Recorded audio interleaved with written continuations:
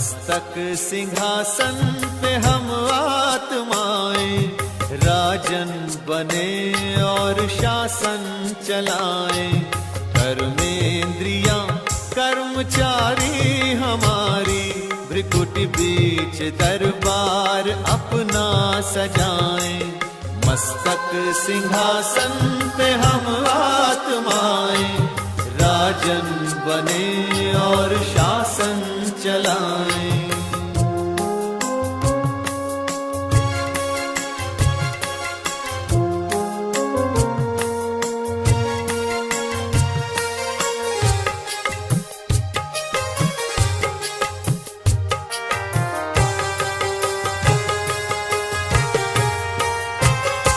करे मंत्रणा मिलके मन मंत्री से, समाचार पूछे सजग संतरी से।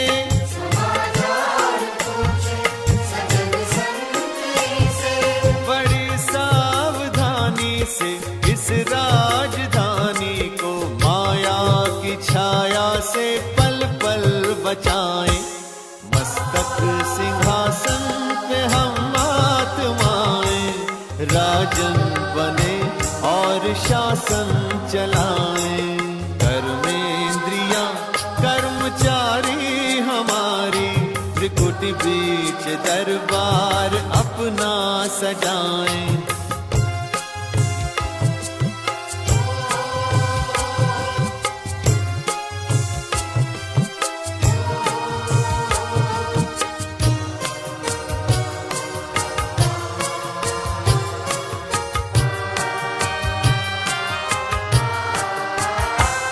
है बुद्धि का मुंसिफ बड़ा न्यायकारी, मैं राजा भी राजी सुखी जनता सारी।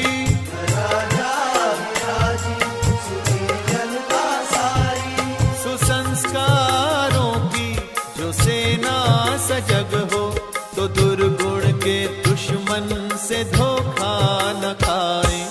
मस्तक सिंहासन पे हम आत्माएं, राजन बने और शासन चलाएं।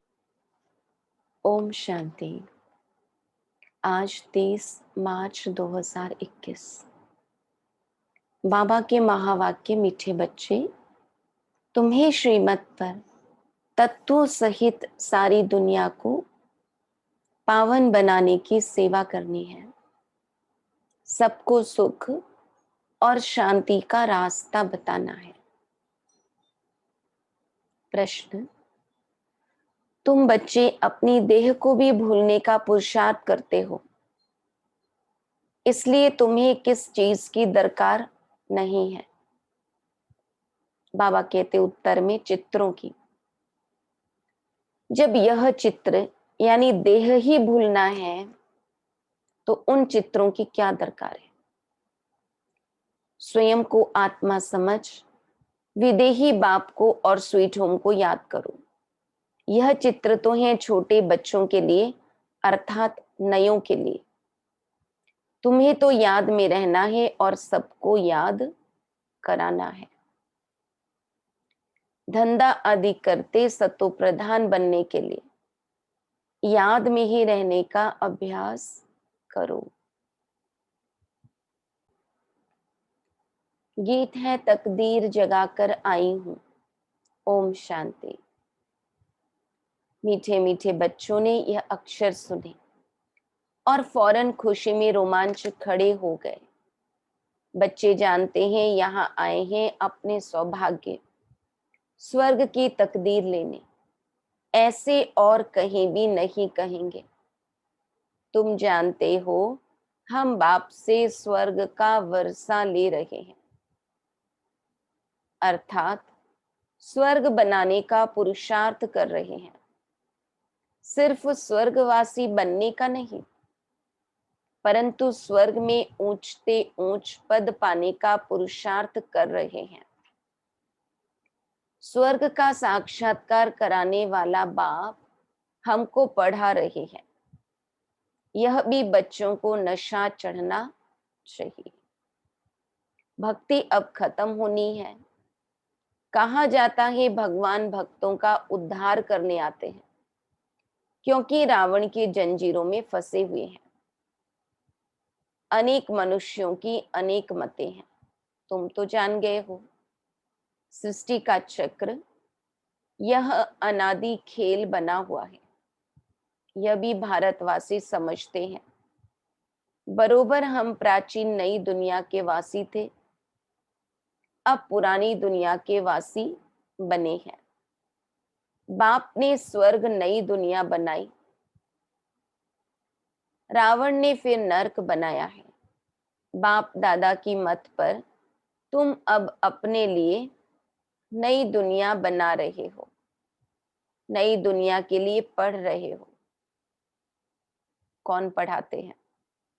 ज्ञान का सागर, पतित पावन जिसकी महिमा है। एक के सिवाय और किसकी महिमा नहीं गाई जाती है। वही पतित पावन, वही पतित पावन है। हम सब पतित हैं।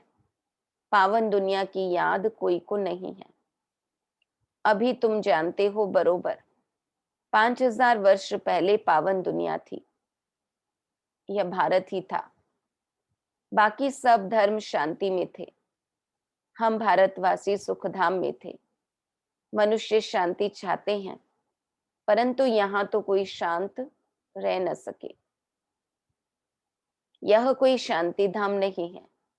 शांति धाम है निराकारी दुनिया, जहां से हम आते हैं। बाकी सत्युग है सुख धाम, उसको शांति धाम नहीं कहेंगे। वहां तुम पवित्रता सुख शांति में रहते हो, कोई हंगामा नहीं रहता। घर में बच्चे झगड़ा आदि करते हैं तो उनको कहा जाता है शांत रहो। तो बाप कहते हैं तुम आत्माएं उस शांति देश की थी, अब झगड़ालू देश में आकर बैठे हो। यह बात तुम्हारी बुद्धि में है। तुम बाप द्वारा फिर से ऊंचते ऊंच पद पाने का पुरुषार्थ कर रहे हो। यह स्कूल कोई कम थोड़ी है, गॉड फादर की यूनिवर्सिटी है। सारी दुनिया में यह बड़े ते बड़ी यूनिवर्सिटी है। इसमें सब बाप से शांति और सुख का वर्षा पाते हैं।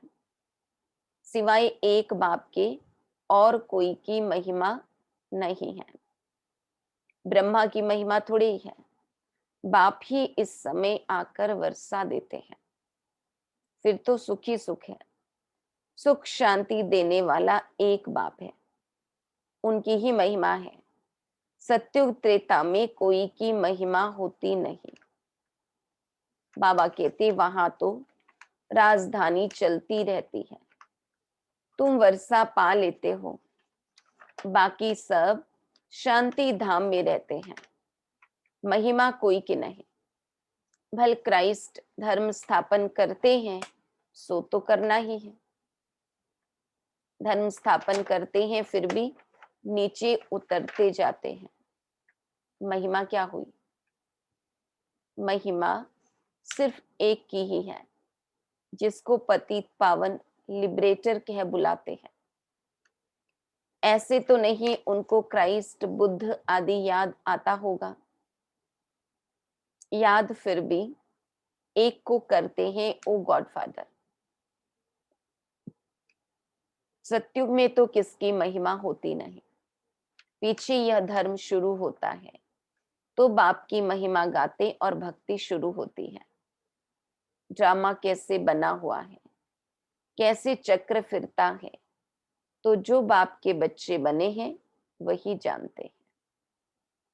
बाबा सारी बातें अपने बच्चों को स्पष्ट करके बताते हैं।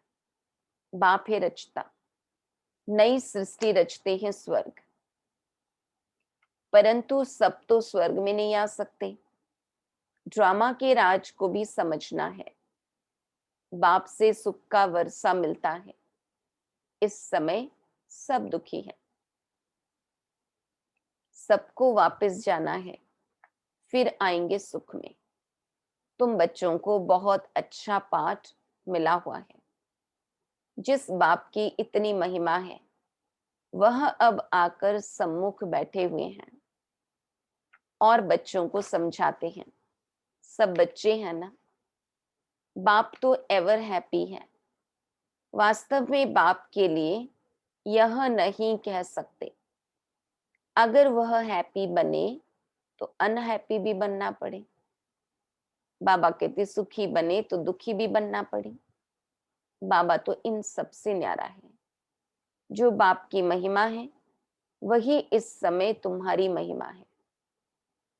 फिर भविष्य में तुम्हारी महिमा अलग होगी। जैसे बाप ज्ञान का सागर है, तुम भी हो। अभी जितने बाबा के टाइटल मास्टर लगा दे तो वो हम बच्चों का टाइटल है। तुम्हारी बुद्धि में सृष्टि चक्र का ज्ञान है। जानते हो बाप सुख का सागर, उनसे अथाह सुख मिलते हैं। इस समय तुम बाप से वर्षा पा रहे हो। बाप बच्चों को अभी श्रेष्ठ कर्म सिखला रहे हैं। जैसे ये लक्ष्मी नारायण हैं, इन्होंने जरूर आगे जन्म में अच्छे कर्म किए हैं जो यह पद पाया है। दुनिया में यह कोई समझते नहीं कि इन्होंने राज्य कैसे पाया। बाप कहते हैं तुम बच्चे अब यह बन रहे हो। तुम्हारी बुद्धि में यह आता है हम यह थे फिर यह बनते हैं। बाप श्रेष्ठ कर्म, बाप बैठ कर्म अकर्म विकर्म की गति समझाते हैं जिससे हम यह बनते हैं। श्रीमत देते हैं तो श्रीमत जाननी चाहिए ना। श्रीमत से सारी दुनिया तत्वों आदि सबको श्रेष्ठ बनाते हैं। सत्युग में सब श्रेष्ठ थे। वहां कुछ हंगामा व तूफान आदि होते नहीं, न जास्ती ठंडी न गर्मी, सदैव बाहरी मौसम रहता है। वहां तुम कितना सुखी रहते हो। वो लोग गाते भी हैं, खुदा बहिस्त अथवा हेवन स्थापन करते हैं, तो उसमें ऊंच पद पाने का पुरुषार्थ करना चाहिए। हमेशा गाया जाता है फॉलो मदर फादर। बाप को याद करने से विकर्म विनाश होंगे और फिर फादर के साथ हम आत्माएं इकट्ठी जाएंगी। श्रीमत पर चलकर हर एक को रास्ता बताना है। बेहद का बाप है स्वर्ग का रचता। अब तो हेल है, जरूर हेल में हेवन का वर्षा दिया होगा। अब 84 जन्म पूरे होते हैं, फिर हमको पहला जन्म स्वर्ग में लेना है। तुम्हारी एम ऑब्जेक्ट सामने खड़ी है, यह बनने का है। हम सो लक्ष्मी नारायण बनते हैं। वास्तव में इन चित्रों की दरकार नहीं है। जो कच्चे हैं घड़ी घड़ी भूल जाते हैं, इसलिए चित्र रखे जाते हैं। कोई कृष्ण का चित्र रखते हैं, कृष्ण को देखने बिगर याद नहीं कर सकते। सबकी बुद्धि में चित्र तो रहता है। तुमको कोई चित्र लगाने की दरकार नहीं है। तुम अपने को आत्मा समझते हो। तुम्हें अपना चित्र भी भूलना है। देह सहित सब संबंध भूल जाने हैं। बाप कहते हैं तुम हो आशिक एक माशुक के। माशुक बाप कहते हैं मुझे याद करते रहो तो विकर्म विनाश हो जाए। ऐसी अवस्था रहे जो शरीर जिस समय छूटे तो समझे हम इस पुरानी दुनिया को छोड़ अब बाप के पास जाते हैं। 84 जन्म पूरे हुए, अब जाना है। बाबा ने फरमान किया है मुझे याद करो। बस बाप और स्वीट होम को याद करो। बुद्धि में है कि मैं आत्मा बिगर शरीर थी, फिर यहाँ पाठ बजाने के लिए शरीर धारण किया है। पाठ बजाते बजाते पतित बन पड़े हैं। यह शरीर तो है पुरानी जुत्ती। आत्मा पवित्र हो रही है। शरीर पवित्र तो यहाँ मिल न सके। अब हम आत्मा जाएंगे वापस घर। पहले प्रिंस प्रिंसेस बनेंगे, फिर स्वयंवर बाद लक्ष्मी नारायण बनेंगे। मनुष्यों को यह पता नहीं है कि राधे कृष्ण कौन है। दोनों अलग अलग राजधानी के थे, फिर उन्हों का स्वयंवर होता है। तुम बच्चों ने ध्यान में स्वयंवर देखा है। शुरू में बहुत साक्षात्कार होते थे, क्योंकि पाकिस्तान में तुमको खुशी में रखने के लिए यह सब पाठ चलते थे। पिछाड़ी में तो है ही मारामारी, अर्थक्वेक आदि बहुत होंगी। तुमको साक्षात्कार होते रहेंगे। बाहर बहुत कुछ होते हुए भी हम बच्चों को कुछ पता नहीं पड़ेगा। हर एक को मालूम पड़ जाएगा हम कौन सा पद पाएंगे। फिर जो कम पढ़े भी होंगे वो बहुत पछताएंगे। बाप कहेंगे तुम नहीं पढ़े, न औरों को पढ़ाया, न याद में रहते थे। याद से ही सतो प्रधान बन सकते हो।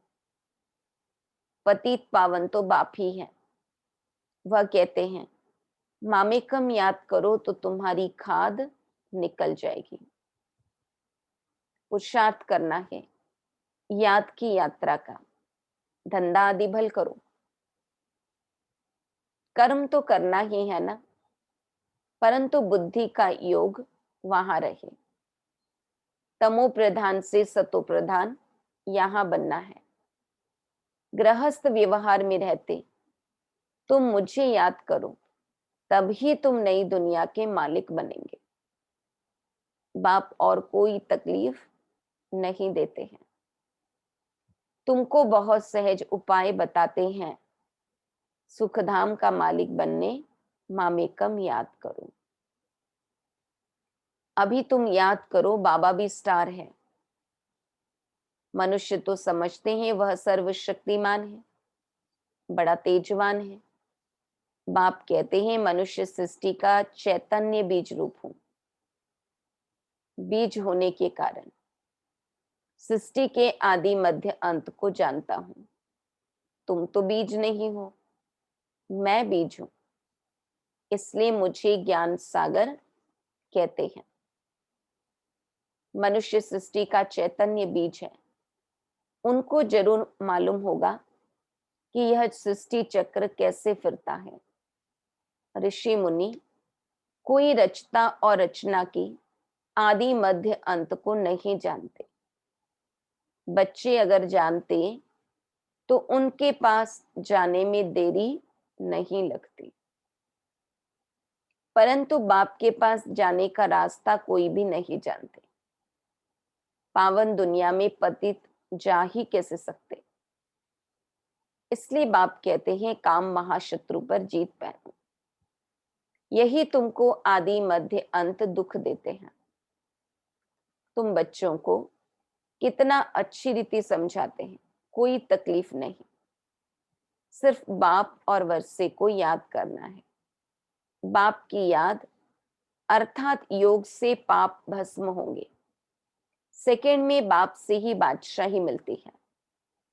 बच्चे भल स्वर्ग में तो आएंगे, परंतु स्वर्ग में भी ऊंच पद पाना उसका पुरुषार्थ करना है। स्वर्ग में तो जाना ही है। थोड़ा भी सुनने से समझ जाएंगे बाप आया है। अभी भी कहते हैं यह वही महाभारत लड़ाई है। जरूर बाप भी होगा जो बच्चों को राजयोग सिखलाते हैं। तुम सबको जगाते रहते हो। जो बहुतों को जगाएंगे वह ऊंच पद पाएंगे। पुरुषार्थ करना है। सब एक जैसे पुरुषार्थी हो न सके। स्कूल बड़ा भारी है। यह है वर्ल्ड की यूनिवर्सिटी। सारे वर्ल्ड को सुखधाम और शांति धाम बनाना है। ऐसा टीचर कभी होता है क्या? यूनिवर्स सारी दुनिया को कहा जाता है। बाप ही सारी यूनिवर्स के मनुष्य मात्र को सतो प्रधान बनाते हैं, अर्थात स्वर्ग बनाते हैं।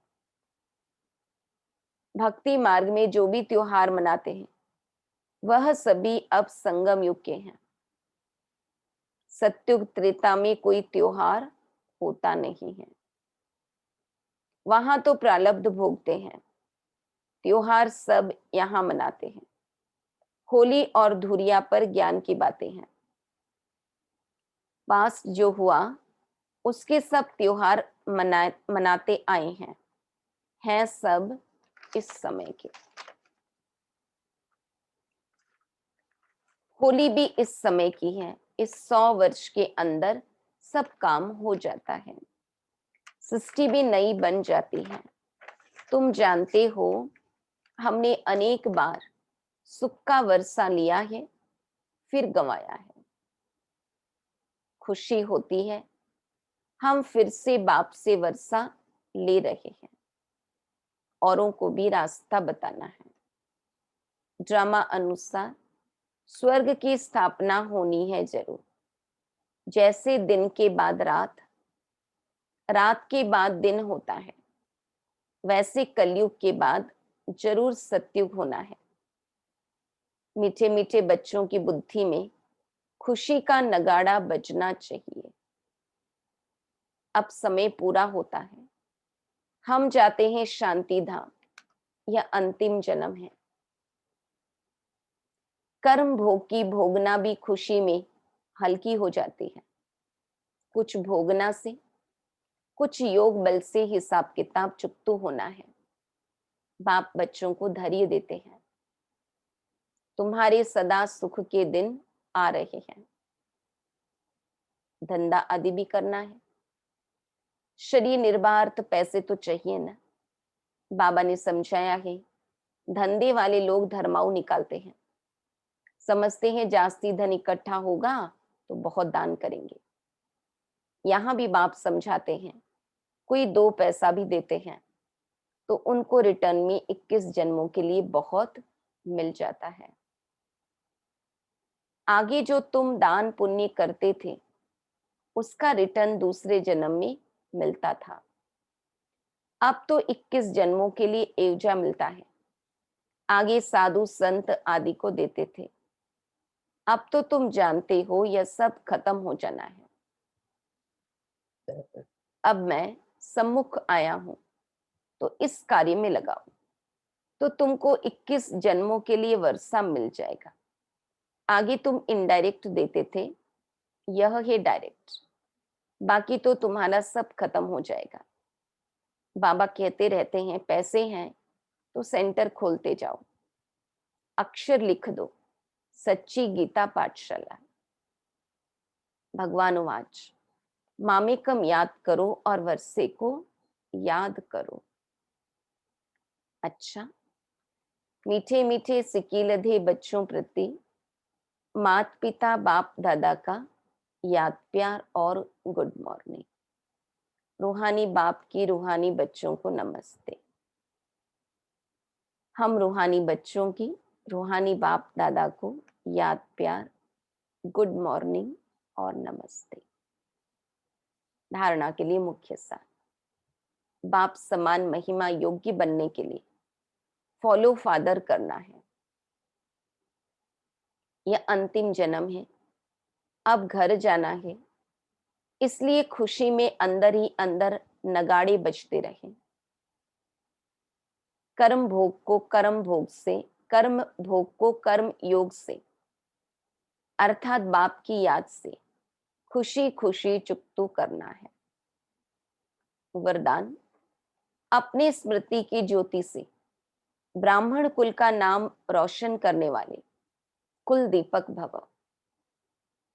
यह ब्राह्मण कुल सबसे बड़े से बड़ा है। इस कुल के आप सब दीपक हो। कुल दीपक अर्थात सदा अपने स्मृति की ज्योति से ब्राह्मण कुल का नाम रोशन करने वाले। अखंड ज्योति अर्थात सदा स्मृति स्वरूप और समर्थी स्वरूप।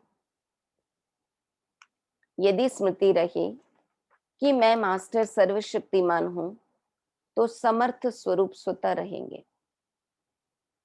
इस अखंड ज्योति का यादगार आपके जड़ चित्रों के आगे अखंड ज्योति जगाते हैं। अपने स्मृति की ज्योति से ब्राह्मण कुल का नाम रोशन करने वाले कुल दीपक भव। श्लोगन। जो सर्व आत्माओं के प्रति शुद्ध संकल्प रखते हैं वही वरदानी मूर्त है।